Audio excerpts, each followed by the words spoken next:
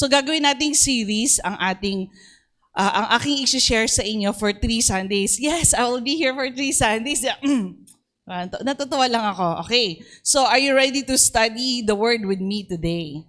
Amen? Actually, in-study ko nito, but I believe the more we study, the more the Word of God is unveiled. Pag sinabing unveiled, kasi nung hindi pa tayo mga anak ng Diyos, para tayong may kumot sa ating mga mukha, tapos nung tinanggap natin si Jesus, nabuksan ng ating mga mata. Literally, our eyes are unveiled. Amen? So I want you to know, today, the Lord has something in store for you. Okay, don't consider this, oh, it's Christmas. Yes, it's Christmas. But I want you to know something. This Christmas, it is about Jesus, but then it is also about you. Amen? Okay, dive in na ako. Ang title ng ating i-share ngayon, okay, may binabasa po kami libro. We're studying the books. Ang title ng book, Stuff Jesus Never Said. At yung may mga kasinungalingan na dinidebunk kami.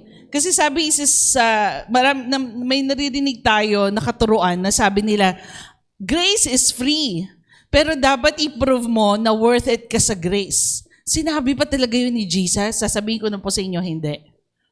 Hindi yan sinabi yun. There is no passage in the Bible that Jesus said, grace is free, but you have to prove you're worth it. No. Okay, dinibang ko na ngayon at malalaman niyo mamaya. Tandaan niyo po, I want you to know that Jesus is the reason for the season.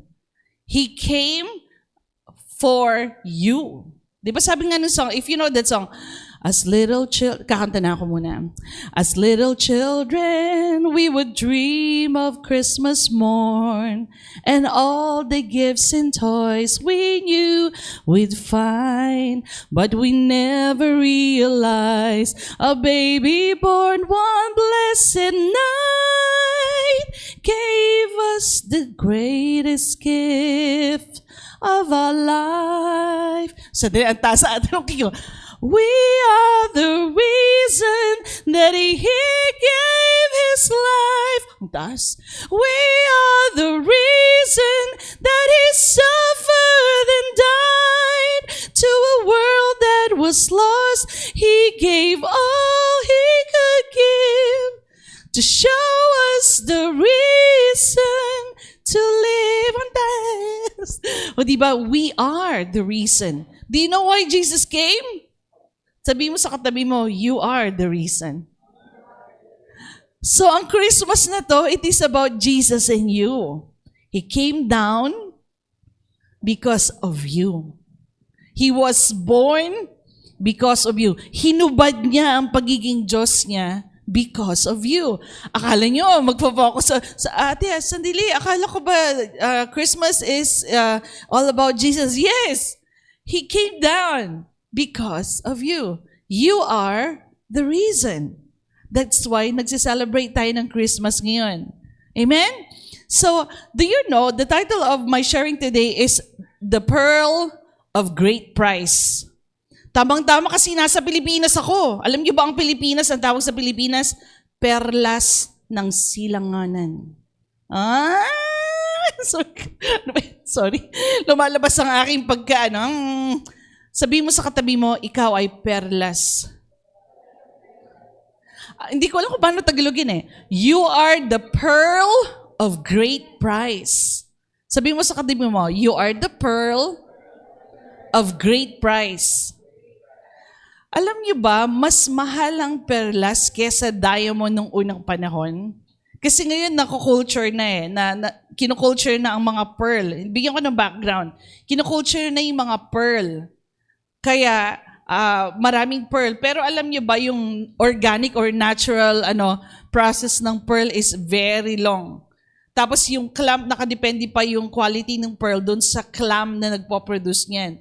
And do you know, the Lord hinalintulad kanya sa pearl of great price.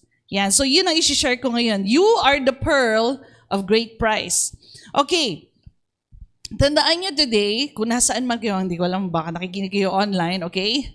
I want you to know, today is not just about learning. It is about revelation, renewal, and rest. R. Yan. And I want you to also to know that today we like the Lord to open our hearts and our mind. Saan? Sa word niya. Kasi ang maganda sa word niya, whenever we learn about it, parating may bagong kapahayagan. Hindi yung kailangan ng kapahayagan na, hindi yung magbubukas ka ng Bible, tapos, hindi. Yung kapahayagan na yun ay tinatawag nating metanoia. Metanoia is change of mind. Di ba akala natin, ganito pala. You gets what I mean? And you live the life you get to believe.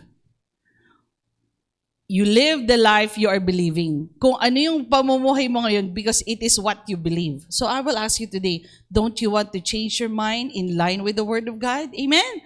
So let's have an awareness today that number one, the Lord loves you. Whether may revelation ka o wala. Okay? Number two, the Lord wants you to change your mind about Him. That He is not madamot na Diyos, He is a generous God. No, ang dami ko nakita mga kabataan na, wow. Hello, good morning po. Okay, alright. Okay, umpisa natin sa Christmas. Ay, yung pinakauna, first page. Pag-aralan natin ngayon, saan ba nagsimula ang Christmas? O di ba? Noong unang panahon, i-share ko sa inyo, ayan. Noong unang panahon, merong tinatawag na Father Christmas. Okay?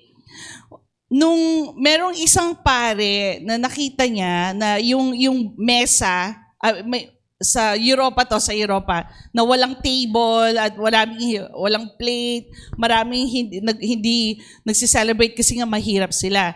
So, si Father Christmas, ang tawag sa kanya Father Christmas kasi pare siya nun, his Father Christmas, ang ginawa niya, nagpahanda siya. Pinakain niya yung mga mahihirap na walang pagkain.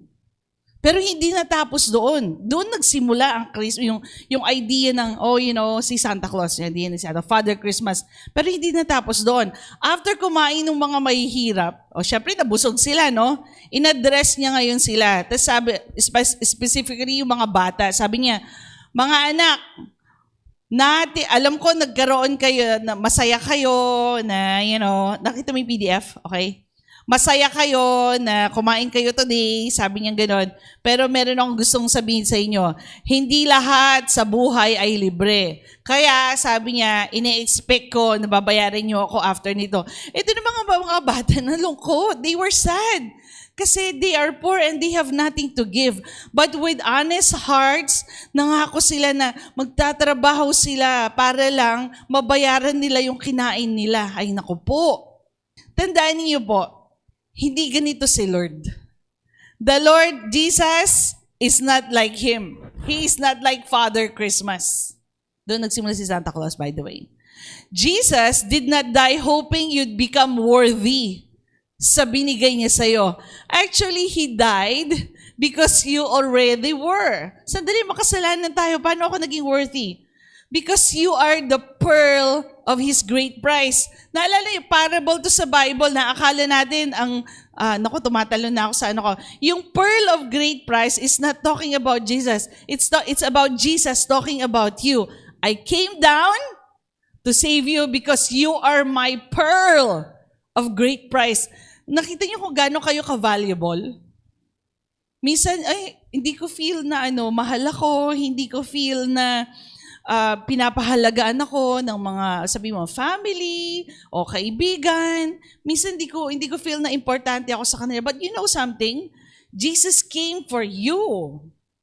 Ano yung price nun? Kailangan niya hubarin ang pagka-Diyos niya. Kailangan niyang mamatay para sa'yo. Ganun ka-importante, kahalaga, hindi importante. Ganun ka-kahalaga sa Kanya. You are the pearl, His pearl of great price. It's the other way around. He did not die so that you will prove yourself worthy. No, He died because you are worthy for Him. I died because I love Ella. No, I feel love. I love Ella. It's not because she's worthy, because she's already are. It's not because I want her to prove her value, but because she's valuable to me. Nagigets niyo po ako? Are you getting what I said? God has made, diretso tayo. So, Nakita niyo po yung Father Christmas, di ba? Come on. I mean, wala ka nang pera. Paano mo babayaran? Hello? Amen? So, this is what I want you to know. Okay? It is not the gospel na namatay si Jesus so you can prove yourself worthy. No, He already see you as worthy. That's why He died for you. He gave His life. Ganun kakahalaga. Huwag mo na isipin yung ibang tao. Ikaw. I'm telling you, you are that very a great price for Jesus. He have to die. Pag mananiniwala mo, you have to earn your salvation, that is not the gospel. He came, He died for you, not because He wants you to prove you're worthy. No, you are already worthy. You see, the grace of the Lord do not present a bill. Nakatulad ni Father Christmas, after kumain ng mga mahirap, ito yung bill nyo. Jesus did not say that. That is not the gospel. He died, dumating nga siya, binigay niya nga sarili niya na hindi natin hihingi. Can you imagine that? Diba? This is how important you are. Ngayon, kailangan natin i-reframe yung how we see things, okay? God has made a covenant with you and His expectations of you are nothing. Wala siyang ini-expect sa'yo kundi to have a relationship with you. And you have to know this. Yung covenant na ginawa ni Jesus, it is not between you and Him. It is between Jesus and the Father. That is the covenant. Sandali, paano ako nadamay? Because you believe in Him, you became partaker of that covenant.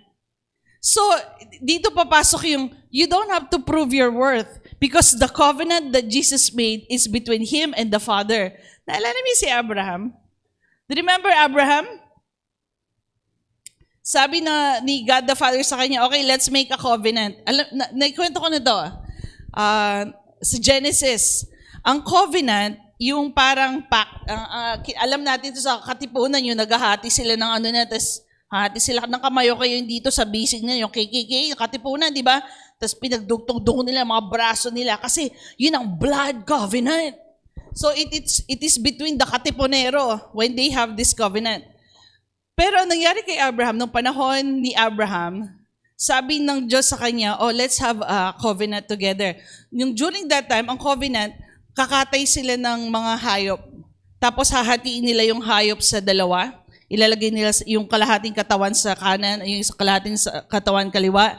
Okay, nakapila yung mga hayop Kung nasaan si Papa, yan si Pastor Jan, at saka ako, ang gagawin ko, kung may covenant ako kay Pastor Jan, maglalakad ako in between doon sa nakahating, ang tawag dito, mga sacrifice na hayop. Ganon ang covenant. Kasi iba-ibang klaseng covenant. So, ibig sabihin, meron kaming pact. Hindi ko lang Tagalog ng pact. Meron kaming meron kaming pinag-usapan, pact. We have a pact. P-A-C-T. Okay? Ganon yung panahon ni Abraham sa culture nila. Okay? Pero bago pa man gawin ni Abraham yun, alam mo ginawa ng Diyos sa kanya? Pinatulog siya ni Lord. Pinatulog siya ni Lord. Nagising na lang siya, may nakikita siyang usok. Ibig sabihin na burn na yung sacrifice, binding yung pact. Sabi ni Lord, sige, may covenant na tayong dalawa. Si Abraham, in paraphrase, si Abraham nagtaka, sandali, di ako naglakad But somebody walked between those. Do you know that? It was actually, if you will learn and you will see in the interlinear Bible, sabi doon sa English Bible natin, an angel walked between. But if you will see the original language, it's actually the Son of God. So babalik tayo. Yung covenant na ginawa ni Jesus is not between, yung ina-enjoy natin na covenant ngayon, is between Jesus and the Father. Tanong ko sa inyo, perfect ba yung ginawa ni Jesus na binigay niya ang sarili niya? Tinanggap ba yun ni God the Father? Yes, when He sacrificed Himself. Kasi walang payment yung kasalanan natin. Alam natin si Adam namatay. Si Adam nagkasala. Diba? Ko may story din yun, diba? Sabi nung ahas sa kanila, naikwento ko to last time. Sabi niya, kainin nyo yan and you will be like God. Naniwala naman si Eve. Sandali, si Eve hindi nag-iisip din, no? Hindi nag-iisip. Kakainin yan, pag kinain yan, you will be like God. At nakita niyo yung deception doon?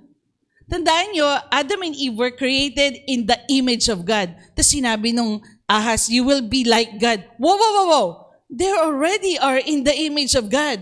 Why would she need to be like God?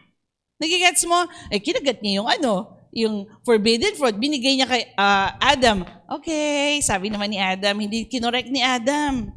Kaya, naging accountable si Adam ngayon. Alam mo. Di ba? Anyway, going back. You get what I mean? Dahil doon, nagkasalang tao, naging makasalanan tayo. Inborn. Kumbaga, pinanganak kang anak ni Adam and Eve dahil makasalanan sila. Makasalanan ka. Not to mention your personal sins also. You get what I mean? Okay? Pero, bakit ako pumunta doon? Bakit ako pumunta doon? Man fell. Jesus, and the only, ang tawag dito, ang kabayaran ng kasalanan is kamatayan. Pwede ba ako mamatay para sa aking kasalanan? Yes. Can I pay my kasalanan? No. Kasi I need to be perfect. And nobody was a perfect sacrifice except Jesus. So Jesus came, Jesus died for my sin. Okay? So binayaran niya yung kasalanan ko. At tanda natin, wala siyang kasalanan, although nagkatawang lupa siya. Wala siyang kasalanan. He is man, at the same time, God. And He bore the sin of you and me. Okay? Bakit kailangan ganun? Kasi nga nahiwalay tayo sa Diyos. Why does He have to pay? Alam ko, umuungkat ako. Why does He have to pay for your sin? Because the cause of sin is death. The cause of sin is sickness. And we cannot pay our sins if we are not perfect. And Jesus came to pay for our sin. Okay, babalik tayo doon. Why am I going to this? Okay? I cannot pay for my sin. You cannot pay for your sin. So Jesus came, Jesus died for our sin. You get what I mean? Ngayon, yung pact na yun, yung agreement na yun, it is not between you and God. Yung agreement na yun, it is between Jesus and the Father. Hindi ko sinasabi si Father ay I'm not saying that the Father is madamot. No, He cannot do anything. Actually, He's the one who sent Jesus Hello? Okay, is this things getting complicated? What I'm telling you right now is the covenant is between Jesus and the Father. So that means you don't have to prove you're worthy. Kasi nakadepende yung acceptance ni God the Father sa sacrifice sa ginawa ni Jesus. Saan tayo papasok? We believe. We believe what Jesus did for us. And we believe that He paid for our sin. And because of that believing, we become partakers and benefactors. Are you here? The covenant is on His side. He does it all. There's nothing He's looking for you to do or be anything. Ano gagawin mo? To be love, just enjoy it. Understand that He's done it and will make you want to tell everyone. You have to understand that Jesus has died for you. Okay, mag-delve in tayo ngayon. Paano naman yung Matthew 13:45-46? Sabi dito, ito yung parable of great price. Sige, yung next slide, Ate Liza. Sabi niya, again, the kingdom of heaven is like a merchant seeking beautiful pearls, who, when he had found one pearl of great price, went and sold all that he had and bought it. Who is the pearl? Sino yung perlas na yan? Okay, next slide. You are ikaw. And Jesus is the one who sold all He had to redeem you. Kasi iniisip na ako, actually nabasa ko to Ang iniisip ko, ako yung magbebenta. No, this parable is about Jesus. He was the merchant who sold, who have to buy the pearl. This is, you are that pearl. Sabi mo sa katabi mo, you are that pearl. Amen? And Jesus is the one who sold all He had to redeem you. Sige, next Sabi nga ni Jesus, I in them and you in me, that they might be perfect in one. Christ on the cross is God declaring to sin and death, you are going to have to go through me to get to them. Nagigets niyo ba ako? Ganon kayo ka-importante kay Jesus. Ba't hindi ko makita? Bakit hindi ko makita si sitwasyon ko, Sister Ella? Simple lang. Kulang kayo ng awareness. Hindi ka aware. You're not aware. So ano gagawin ko? You don't have to do anything but you have to keep listening and listening to the Word of God. You have to be aware. Hindi lalaki ang faith mo sa experience mo. No. Hindi tatatag ang pananampalataya mo sa karanasan mo. No. If you want your faith to be stronger, if you want your faith to be bigger than a mustard seed, you have to read, you have to listen to the Word of God, because the Word of God says, faith comes by, and, naiintindihan niyo ako, hindi niya sinabi faith comes by hearing the Word of God. The Word of God says faith comes by, and, so ibig sabihin one time, no. I listen to the Word of God every day. Mas lalo na pag nawawalan ako ng patience, or pag nag-iiba na yung thought process ko, nako Ella, kailangan mo na makinig. Hello? Yung mga magjowa nga mahal mo ba ako? Di ba sinabi ko sa'yo? Hindi, I want to hear it again Hello? Nakangiti yung mga jowa. Sana all.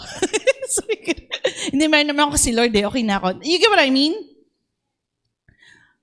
Sabi, love, sinabi ko na yan sa'yo kagabi. Hindi gusto ko marinig ulit. I want to hear again. Are you here? Because faith comes by hearing. Okay, naiintindihan ko kasi na-inlove din naman ako. Pero, sabi ko nga, Lord, kung ma-inlove ako uli, I'm more mature right now. Kasi yung nakadepende yung ang tawag dito, yung importance ko and value ko sa relationship ko kay Jesus. Pag sinabi ni Jesus na mahal niya ako, settled na ako doon kahit hindi sabihin ng jowa ko. Pero yung mga jowa, kailangan niyo ipakita. Siyempre may mga kabataan, yung mga mag-asawa. Okay? It's very important. But what am I saying? Faith comes by hearing and hearing. Hindi pwedeng lalakas ang pananampalataya mo kung isang beses ka lang makikinig. Kung Sunday ka lang makikinig. Kaya nga nire-record ni Pastor Mac yung mga preaching. Why? Because you have to hear it again. Why? Because our mind tends to forget. Ito naka almost 30 minutes, mga 20 minutes na ako, hindi ko alam kung naiintindihan na alala nyo lahat. Tendency ng mind yan. Kaya nga, faith comes by hearing and hearing the Word of God and Word of Christ. So I'm telling you right now, Christ is the cross, and Christ on the cross is God declaring to you sin and death. Sabi niya, sin and death, you are going to have to go through me before you get to them. I'm telling you today, that is the God you have. Amen? He has a covenant with you and you don't have to prove yourself. Next tayo. Okay, next. You are worth more than you know. This is the true message of the cross. You are precious to Christ that He would rather die than to live without you. Kala nyo kayo lang gumaya, Ate Ella, hindi ko kaya makibreak sa kanya. I cannot live without her. Nung kaya mo. Kaya mo. But you see, meron akong binigyan na advice. But tumawag ba naman sa Singapore, no? Atila, pwede ka ba makausap? Sure. Atila, emergency. Tapos bigla siya umiyak. Lalaki to. Bigla siya umiyak. Umiyak siya. Atila, hindi ko kaya mabuhay wala. Lalaki to. Hindi ko kaya mabuhay wala siya. Nung kaya mo. Sana kung nakinig siya sa advice ko, mas nasa magandang siya ngayon. But anyway, if that person cannot live without this girl, just imagine, you are so precious to Jesus that He would rather die than to live without you. Let it sink in. Amen? Since you were precious in His sight, sabi niya sa Isaiah 43 verse 4, you have been honored and you are loved. Are you here? You are honored and you are loved. If people is not honoring you, okay lang. In the sight of Jesus, you are honored and you are loved. Next slide. He who did not spare His own Son but gave Him up for us all, how will He not also along with Him graciously give us all things. Ito memorize nyo to.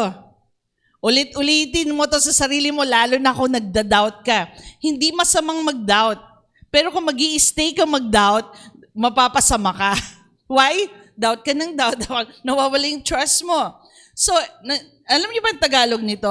Kung binigay niya si Jesus, okay, sa'yo, why would He not give yung, again, yung promotion na hinihingi mo, yung partner in life na hinihingi mo? Are you here? Yung bahay na hinihingi mo, yung finances na hinihingi mo. Pero bakit, Pastor Ayla, bakit hindi ko natatanggap? Again, babalikan ko kayo. Awareness. Aware ka ba kung anong meron ka? You will not know what you have until you hear and hear the Word of God. That's why the life you are believing in is the life you are living. Kung ano yung binubuhay mong life mo yun, kasi yun yung pinaniniwalaan mo. But do you want to be more than what you are living right now? Look to the Word of God. That's why, mga kapatid, it's very important that we gather together. Na pumupunta tayo ng church. Nakikipag-fellowship tayo. Hindi para pag-usapan yung mga chismis. Sige, pwede. Bonding kayo. Sige, pwede yan. Das, mag-joke kayo. Have fun together. But do not forget to talk about the Word of God. Lumuwas pa po ako ng Cavite at gumastos ako para pakausap yung mga ka-Bible study ko. And I must say, although pagod na pagod ako, tinanong ni Pastor na kayo, are you sure you can still? Sabi ko kaya, tinanong mo sila kahapon, diba? Tinanong niya, are you sure na kaya na? Kasi umuwi ka lang ng late na, tapos yung pagod yung katawan. Pero sabi ko na, I want to share. Kasi alam niyo kung ang ginawa namin doon, nagpupuhat kami, and then we share the Word of God. We share how the Lord has spoken to us through the Word of God. It is very important na mag-gather tayo as believer. Walang encouragement kayong nakikita kundi sa loob ng church at sa loob ng kapwa believer. I feel so depressed. Sabi nga na, remember, the enemy wants to isolate you. Pag feeling po nila down ka, tumawag ka ng kapwa mo, mananampalataya, o pwede banding tayo, mag-usap lang kayo, and you would know when you are talking, you will be talking about the Word of God, you are sharing about the Word of God, you are encouraging one another. Why? Because the life that raised Jesus from the dead is the same life that lives in each one of us. So, pinuhin po, if you are feeling feeling down ka, kasi yung kapatid mo, nag-usap kayo, kapatid sa pananampalataya, or kapatid mo, your sister, alam daw ito may siblings, by the way. I love talking to them, especially kaya pinagawa namin ng kitchen kasi doon kami niliheng. Anyway, I love talking to them. Why? There is life. We see how the Lord, we would speak about everything, including the Word of God. We would see how the Lord has, put us out from this situation to another situation and promoted us. We will talk about that. It will not happen. One thing, i-isolate ang sarili mo kung you are feeling down. Uy, for example, I feel na pwede na tayo, basta tayo wala, kaya lang tayo ng prophet at saka, yung sawsawan, like visual tayo. Then you talk about the Word of God. Ayan. Sana naka-boring man. No, hindi boring. If your life is the Word, tandaan nyo, what I just said, the life you are believing in is the life you are living in. Do you want to have more than what you have now? Ask yourself, what are you living in? Are you surrounding yourself with the Word of God and what He promises to you? Are you even aware of it? Amen? Punta tayo sa Romans 8:32. The gift of His Son is the irrefutable evidence of God's heart toward us. Oh, pwede na ako matapos dito. Pwede ko nagtapos yung preaching ko dito. The gift of His Son is the irrefutable evidence of God's heart toward us. Kinisip natin na dahil ng Diyos. But why would He give His Son if He's stingy?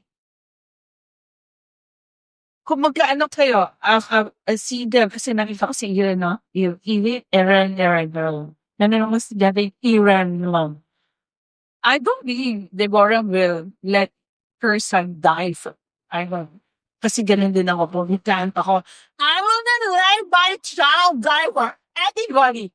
I'll give my life, no? Sige ba ni? Pero, binigay ng Diyos ang mga kanyang anak. I-refute ako, yung evidence ng puso ng Diyos toward you. Nagigets mo, bakit ka naghihila? Ang question lang dito, meron ka ba?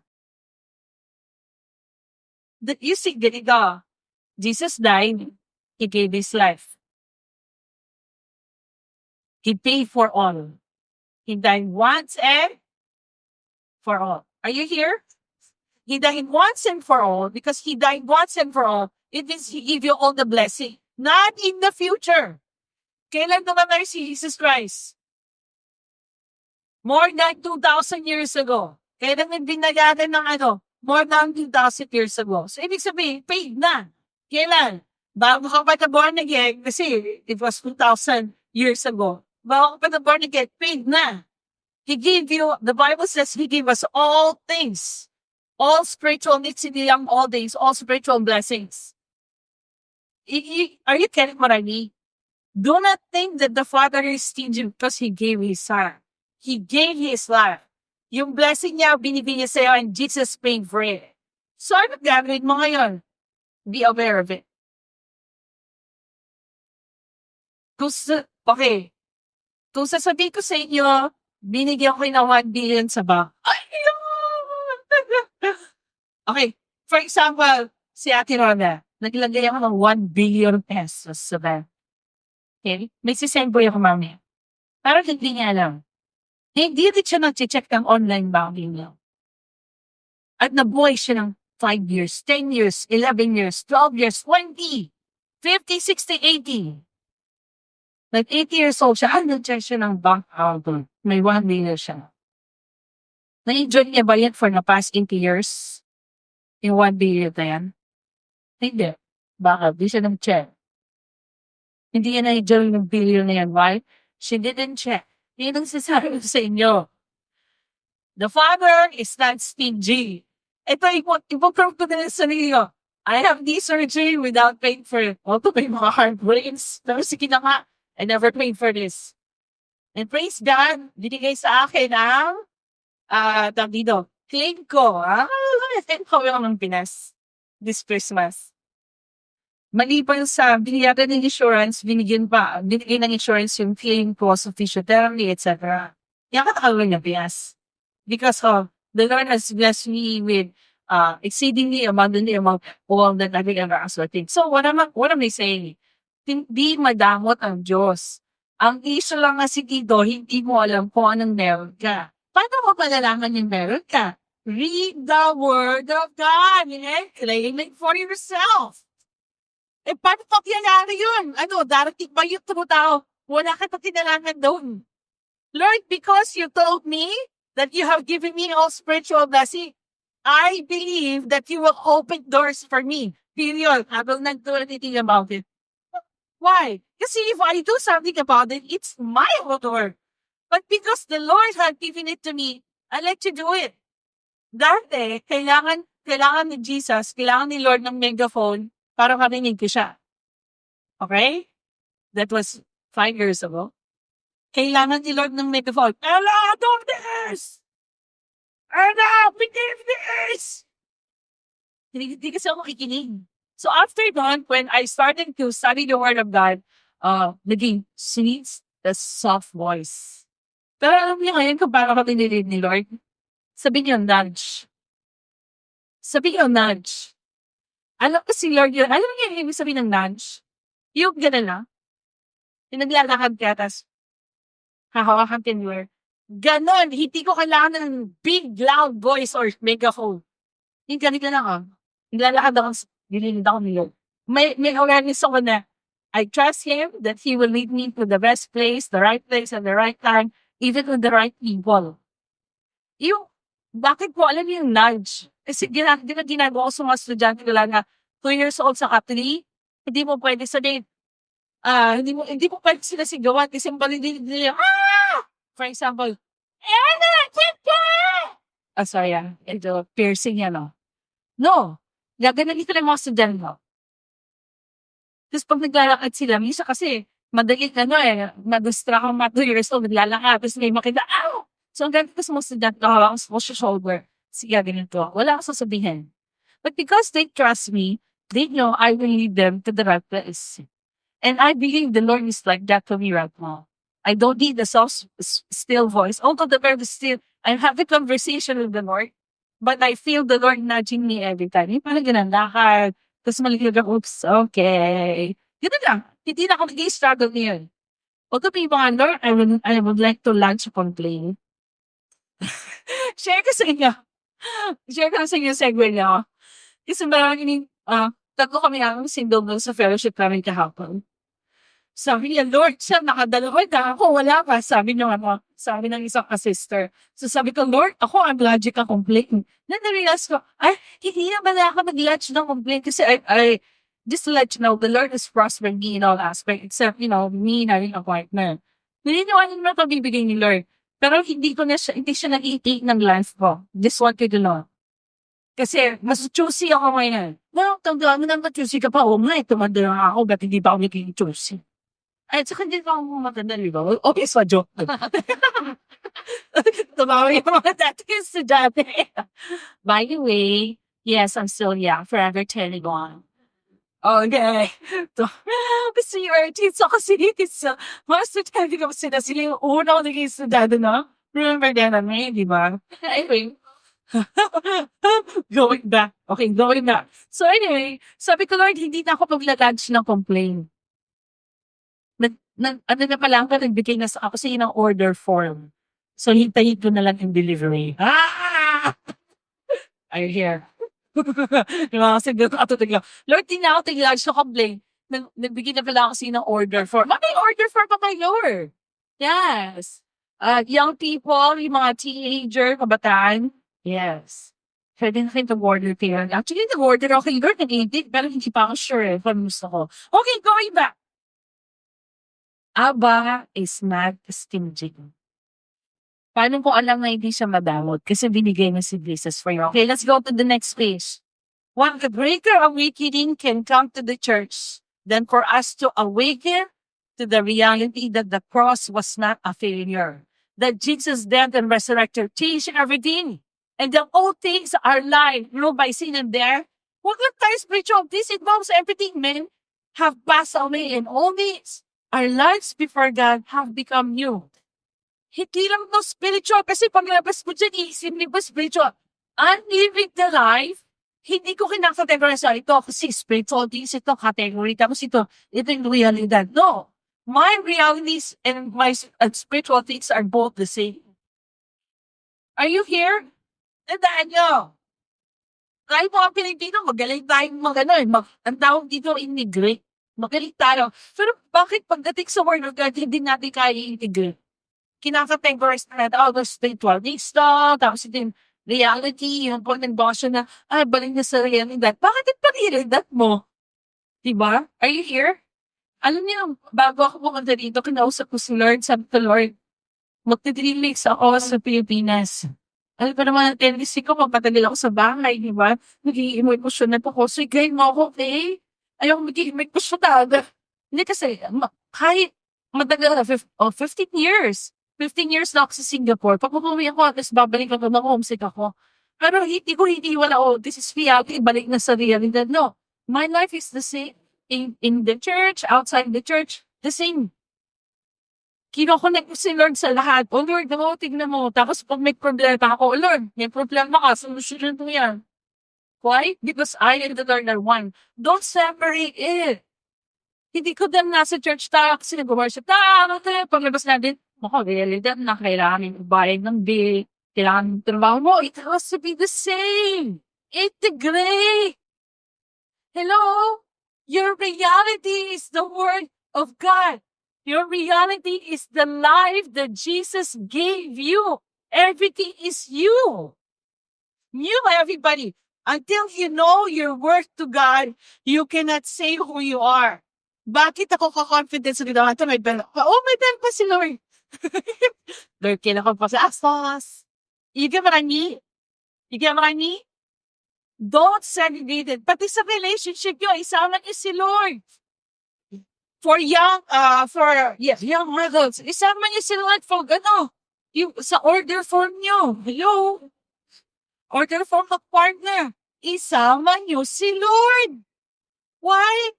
Kaya nga tinawag na personal relationship eh. Akala niyo isisimba ka na kasi syempre lahat Katoliko, no? Sisimba ka na, maawa ka, Panginoon. Tapos yun ang simba. Pagtapos na yun na, parang yun ang simbahan, ito ang buhay ko. No! Together. Involve God in everything. You and Him and you. I'm one. Are you here? I will go back to this again. No, you are one. Pag may, sabi nga, pag may sakit ka, Lord, thank you because you completely healed me. When people are trying to attack you, they are not coming against you. They are coming against Jesus. When sickness trying to attack your health, the sickness is not coming against you. It's coming against the Word of God. So, ano yung role mo? Nothing. Bakit? 5 words. The battle is the Lord's. Do you have to fight everything? You understand? And I've proven this to all. Until you know your word to God, you cannot say who you are. Punta tayo. Therefore, sabi dito, if anyone is in Christ, come on, Ate Laya, Ate Lalay. If anyone is in Christ, he is a new creation. All things have passed away, because all things have become new. You have to know this. Minsan kasi, andun pa rin weakness ko. Parang multo lang yan. Multo. Ano may song siya, Kakao Joe? Hindi na, ma-elalaya, inawag pa rin ako magabi. I love that song. Diba? Sabi ko na, this reminds me so much of my old self, yung sinful self. Then that when Jesus died for you, He lets everything. Bakit may tendency pa? You have to be aware that it is not you. Minsan yan, pati yung thoughts, akala mo, suicidal thoughts, it's not from you. Hindi lahat ng thoughts na pumapasok sa isip mo galing sa'yo.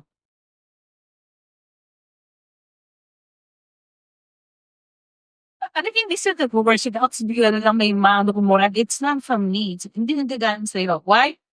The Word of God says, all things have become new. Ano yung nararamdaman mo? Feelings, nothing more than feelings. Magigiling ka ba sa mga feelings na yun? Of course not. Ano sila? Sabi niya ng Kapag Joe, multo sila, multo. Bubuhayin mo ko ba ang multo?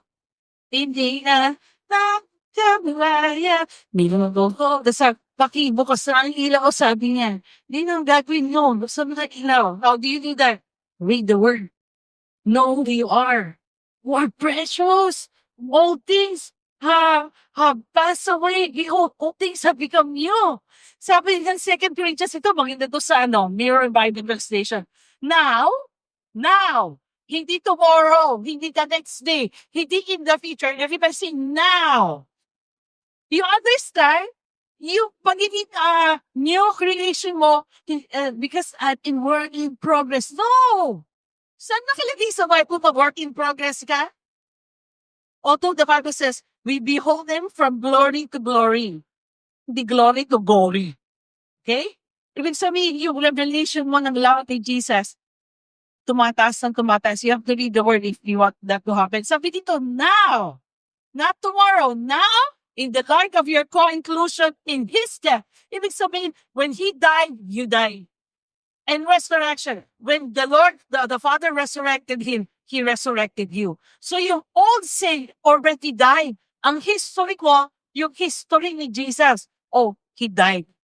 I died also. Then, what happens next? Oh, the Father resurrected Him. The Father resurrected me. Because, isa kayo, right? He took your sin. Nagkaroon ng divine exchange.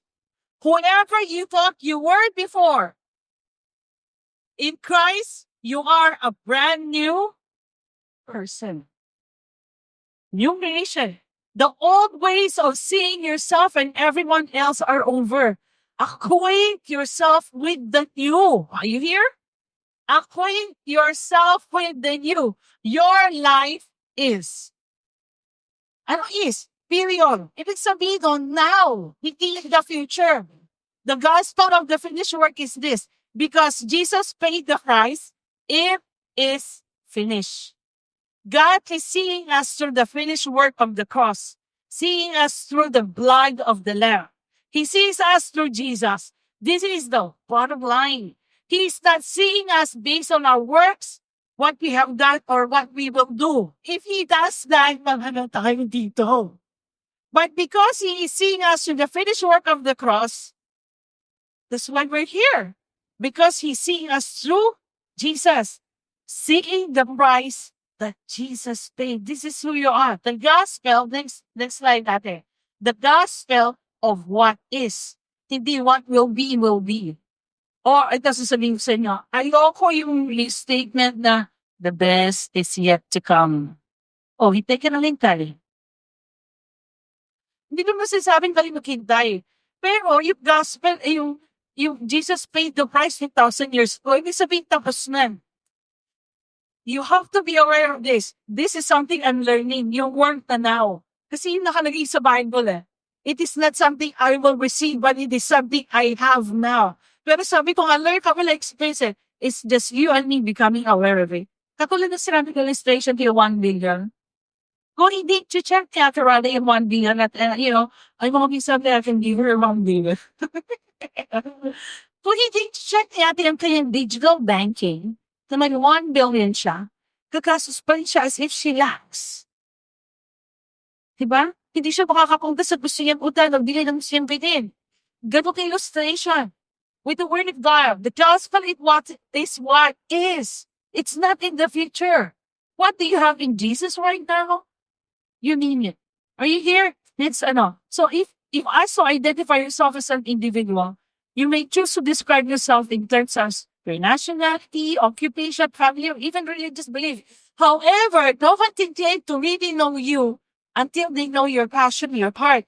Many religions claim to know God, but there remains only one supreme revelation. I know now. Hello? Of the Father, Jesus Christ, and what place His heart was seen most clearly is in the Calvary. You are the reason why He died. Amen? Next, okay. Next. Tingnan natin ilang slides pa tayo. Madaling nila to. You are fully redeemed from sin. When we understand that we have been completely delivered from sin, that we understand that without sin, which was the cause, there are no negative effects of death, and all that came with death is sickness, disease, etc. I shared to you one time that your healing comes in sometimes 30, 40, 60, right? I don't think your healing was there right now. You can receive the complete healing now.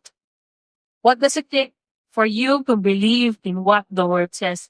Your healing is now. Hindi in the future. Are you here? Your healing is now because of what Jesus did. Because Jesus gave you no condemnation. He doesn't give you any more consciousness of sin. Therefore, because, alam niyo ba yung kasalanan, resulta ng kasalanan ay sickness? Okay, tatanungin ko kayo. Are you forgiven? Are you forgiven? Because you are forgiven, therefore, you are also healed.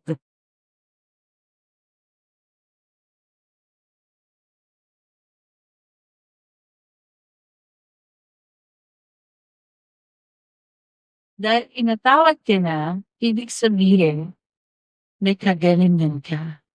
Gano'n ba ang Tagalog ng healing? We already are healed. Are you here? In other words, no sin, no death. Okay, magka-fast forward na ako. Sickness, Ating Leia, sickness and disease are only possible to the one who assume themselves to still be in some way associated with sin. Ay, kasi yung allergic rhinitis ko, sa'yo yan. Hindi kasi may arthritis mo, sa'yo yan. Hindi ko kayo kinakunan kasi ganun din ako dati. May allergy ako sa iba. Sabi ko, huwag mo nang i-associate sa sarili mo na may allergy ka kasi hindi yan ang nature mo. Your nature is whole, complete, nothing missing, nothing broken. Why? Jesus paid the price. It is finished. Are you here? Next slide. Disease is not but it's not of biological origin. It manifests biologically, but sickness and diseases always have a spiritual origin. Are you condemning yourself? Hindi ko sinasabing, may sakit ka. The enemy will try to attack your body, lalo na kung gumagawa ka sa ministry. If you're ministering to people, they will attack they will attack your body, the enemy will attack your body. Pero anong sasabihin mo? I am forgiven, therefore I am healed. Are you here? May spiritual origin ang sickness. I don't want you to condemn yourself because number one origin ng sickness sa isang believer, yung self-condemnation.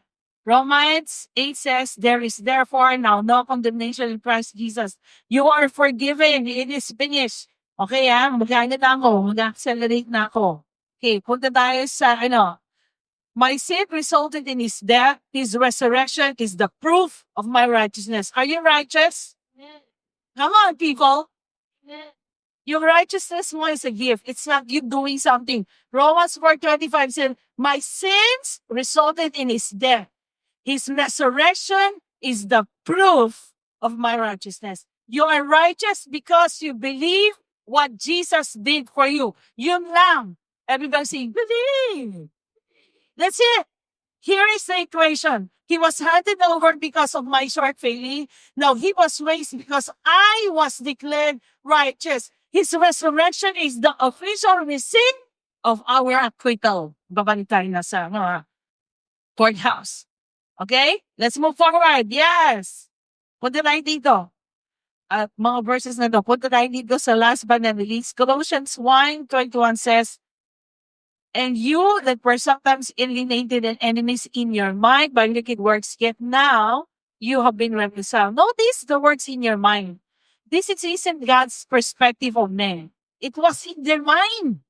They thought they were alienated from God. That's what Adam thought when he healed. We have come from a great victory. We don't bring advice, mga kapatid. I'm not giving you great advice. I'm giving you the gospel. Punta tayo sa last last verse. Last slide. Last slide. Second to the last slide. So, tandaan ninyo, Jesus is the proof of God's heart for you. A life of godliness, fully glorified physical body filled with the fullness of God. Isaiah said in this way, Yahweh, I am, glory now stream from us. Okay? Dito, we are already whole and complete. There is no lack in us. There is nothing broken in us. What is your identity? Everybody say, healed. Pag sumasakit yung hormone, sumasikit dyan. You preach the gospel to your body. You're already healed. You're already healed. Kailangan paging aware lang si Ella. You're healed. I'm preaching myself. I'm preaching to my body. Pag may nararamdaman ko allergic rhinitis, you're already healed. Deny the existence of sickness in your body because it doesn't have the right to exist in your body. Why? Jesus paid the price. It is finished. Are you here? Okay, last time. The river of His life that has flowed in us throughout this year will only deepen and strengthen in power in the days to come. That every lie that binds His body will be washed away. This is my prayer. By the flood of His grace. Joy to the world. The Lord is come. Let earth receive her King. You are the pearl of great price. He came down for you. He wants you to know that the Father's heart for you is when you see Jesus, you see the Father's heart. Do you want to receive something from the Lord tonight or today? Bigyan ko kayo ng order form. Mga sa TikTok, may online shopping. Hanggang bigyan ka na lang ba? Oh, I'm just telling you, this is just an illustration. Ask the Lord. Pero huwag kang mag-ask the Lord, sige na, ibigay mo sa akin. If you ask that way, parang iisip mo may hesitation sa your magbigay sa Lord. No! Lord, thank you because you gave Jesus. I believe whatever I ask you will give it to me. Amen? This Christmas is about Jesus, but you have to know the reason why He gave His life. Why? You are the reason. You have to know you have a generous father. So can you say back Kristena? I know it's not a song that any song would do. Come on, hallelujah, amen. Thank you, Jesus. Your name is the highest. Your name is the greatest. Your name stands above them all. Come on, declare. All thrones and dominions, all power and positions. Your name stands above. Your name is the highest. Your name is the greatest. Your name stands above them all. Yes, Jesus.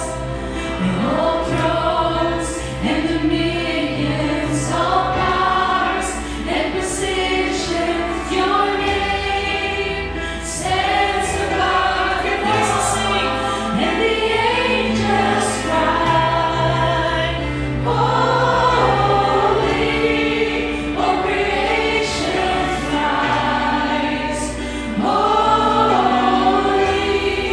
You are lifted high, holy, holy forever.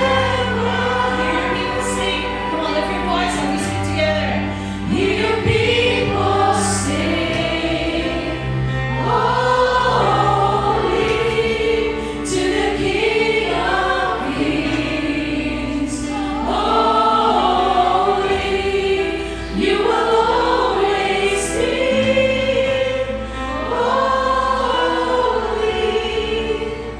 Holy forever.